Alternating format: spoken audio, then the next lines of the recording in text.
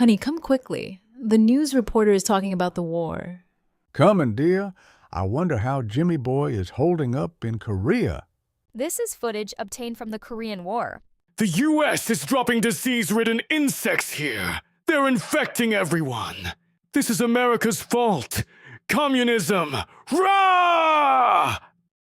What the fuck? During the early 1950s, the United States was involved in the Korean War, fighting against the Soviet-backed North Koreans.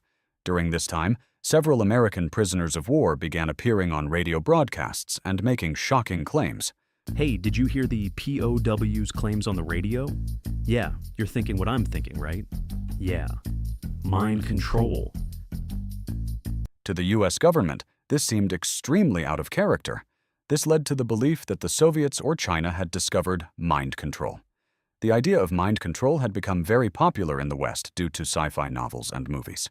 What actually happened was a combination of isolating POWs from allies, sleep deprivation, and rewarding cooperation, while punishing resistance. This led to prisoners saying whatever interrogators wanted and signing statements to survive. Of course, our good old friend the CIA didn't see it this way. They saw it as the enemy might have figured out how to control minds.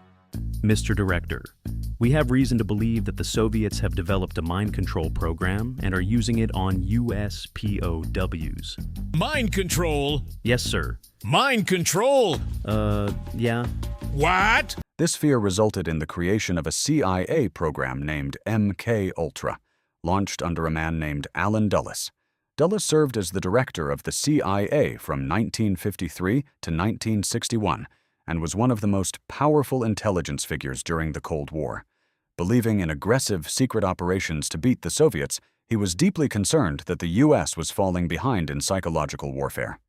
In 1953, Dulles gave a speech warning about brain warfare and the manipulation of human behavior. Just like that, a theory that was found in sci-fi movies and books had become a national security threat. We cannot let the Soviets turn us into mind control puppets. Agreed, sir. How would you like us to proceed? Well, start mind controlling too. Dulles approves the MKUltra program and puts a chemist named Sidney Gottlieb in charge. The CIA immediately began funding dozens of hidden experiments. Using covers, they began issuing grants to universities, hospitals, and prisons to conduct experiments. These institutions were not always aware they were conducting experiments for the CIA, further adding to the secrecy. The CIA believed real reactions and therefore results required subjects not to know they were being experimented on. Consent was non-existent, and the line between research and abuse disappeared. Hey there, handsome. Want a good time? Sure. Here, honey, have a drink. Is that all you wanted? Yeah, thanks. Operation Midnight Climax. Fully controlled by CIA agents who set up safe houses in cities like San Francisco and New York, they began to lure people in unknowingly to conduct experiments and secretly spy on them. This included high LSD doses, sleep deprivation, and psychological pressure. Things, to no surprise, take a turn for the worse. It's 1953. A man named Frank Olson works as a U.S. Army biochemist, working closely with the CIA on mind control research. The CIA holds a retreat for its scientists. During the meeting, Olson was secretly dosed with LSD by his colleagues. Although the high fades, the psychological effects linger. Over the next few days, his condition worsens with extreme paranoia, anxiety, and mental instability. He is then taken to New York for evaluation. About 9 days later, Olson reportedly falls out of a hotel window and tragically passes. His death was ruled a suicide, but his family questioned the story and the investigations, suggesting the CIA covered up key details. Decades later, the U.S. government finally admitted that he was dosed with high amounts of LSD without his consent, but the case was mishandled, and there is still no definitive answer as to what happened. The CIA continued illegal experiments and spying throughout the 50s and 60s. We then fast forward to 1974. A prominent journalist named Seymour Hersh, known for exposing the My Lai massacre, receives a tip from insiders within the government. Psst. Over here. Can I help you? Take this. The CIA is spying on Americans? Hersh began talking to multiple sources, cross-checking stories, and stumbled upon a frequent theme: The CIA was spying on Americans.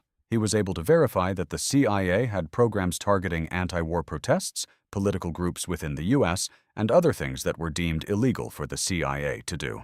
On December 22, 1974, Hirsch published an article in the New York Times titled, "Huge CIA Operation Reported in U.S. Against Anti-War Forces, Other Dissidents in Nixon Years." This came right after the Watergate scandal, when public trust in the U.S. government was already wavering. The American public grew outraged. Damn it, the public is losing their minds over this CIA crap. We have to look into this and figure out how to fix it. Yeah, but they already don't trust us. We need someone they do to look into it. Frank, we need you to do something for us. Public outrage from Hirsch's article triggered pressure for government officials to investigate intelligence agencies. In 1975, the United States Senate Select Committee to study governmental operations with respect to intelligence activities was formed in response to growing distrust in the government. Led by Frank Church, a U.S. Senator from Idaho, he was known for being independent-minded and questioning government power, especially regarding foreign policy. Church was not anti-government, but he was skeptical of unchecked authority. After the Watergate scandal, the government needed someone who would actually dig deep. Church had a reputation for challenging powerful institutions, but also for being fair. He believed intelligence agencies were necessary, but couldn't operate without limits. Nicknamed the Church Committee, they began examining the FBI, CIA, and NSA to determine if they had violated laws or the rights of citizens. They had discovered that the CIA had conducted experiments without consent, with some causing severe psychological harm. However, the committee was not able to uncover exactly what happened. This is due to Allen Dulles' passing away in 1969, and in 1973, the CIA director at the time, Richard Helms, had ordered the destruction of several MKUltra files prior to his departure from the CIA. The full extent of the CIA's crimes during the MKUltra program is still unknown. MKUltra wasn't something that just happened. It was something that had been dragged into the light.